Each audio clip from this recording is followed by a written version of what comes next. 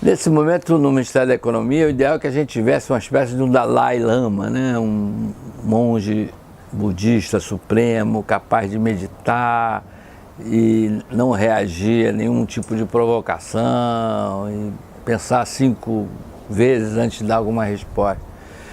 O nosso ministro da Economia, Paulo Guedes, não é nenhum monge budista. Aliás, ele é conhecido por ser um pouco irritado, né? Ele nunca foi uma pessoa muito calma, assim, no sentido de ser paciente.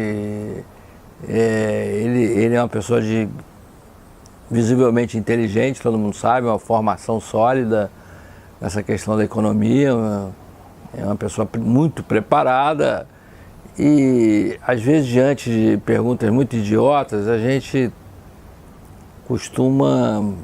pessoas brilhantes geralmente costumam responder com muita ironia, né? Porque você às vezes está diante de uma coisa óbvia, mas o ministro está numa posição pública, é função dele também convencer a nosso legislativo, né, aqueles que são responsáveis por alterar a legislação, é um poder da República, tem que ser respeitado como tal. Você senta lá 6 horas e fica ouvindo, falando, explicando, às vezes repetindo a mesma explicação, detalhando, mostrando o objetivo principal da reforma da Previdência, que é tornar esse sistema financeiramente sustentável ao longo do tempo. Ora, dentro de um princípio básico, tem que ter mais gente contribuindo para sustentar aqueles que vão receber o benefício. Não vai aumentar o número de brasileiros que contribuem para a Previdência. A gente já está na fase demográfica, que a população cresce muito pouco. Vai crescer a um ritmo de 0,5%, declinando até chegar a um declínio dentro de 20, 30 anos. Então, o número de contribuintes não vai crescer. Só há uma fórmula, então, de ajustar a contribuição a um número de beneficiários. É você ampliar o tempo de contribuição. Isso tem que ser feito sob um critério técnico, um critério científico. Baseado em quê? No aumento da longevidade das pessoas.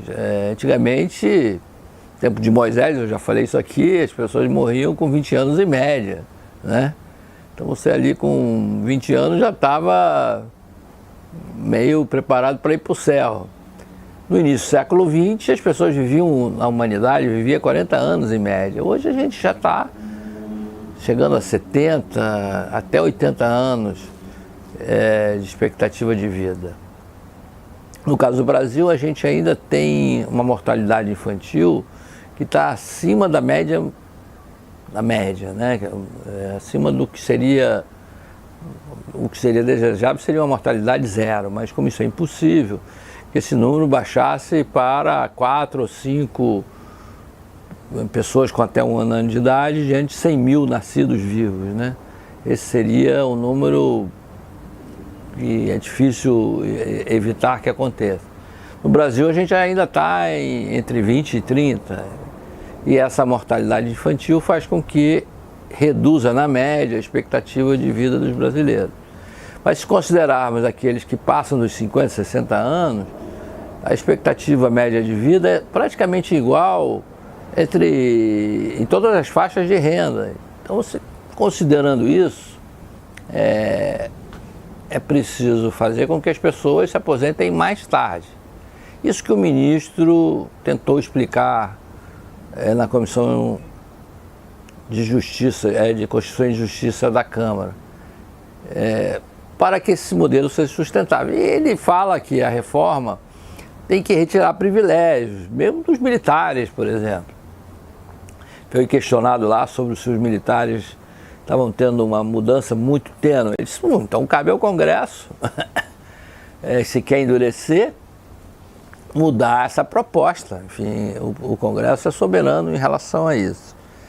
Bom, a gente também teve uma comédia lá É muito normal isso, em qualquer parlamento. Aqueles parlamentos da antiga União Soviética, né, aquelas repúblicas, os deputados saem no braço, né? É muito engraçado até. Aqui o que a gente teve foi troca de palavras inapropriadas para um ambiente como esse. Mas uma certa encenação, jogo de cena, o ministro já estava ali, já não aguentava mais, depois de 6 horas de interrogatório e explicações, ser chamado de tchutchuca é um pouco demais, não é isso? E até ele foi grosseiro também com o deputado, né? Mandar xingar a mãe, a avó, que não tem nada a ver com isso.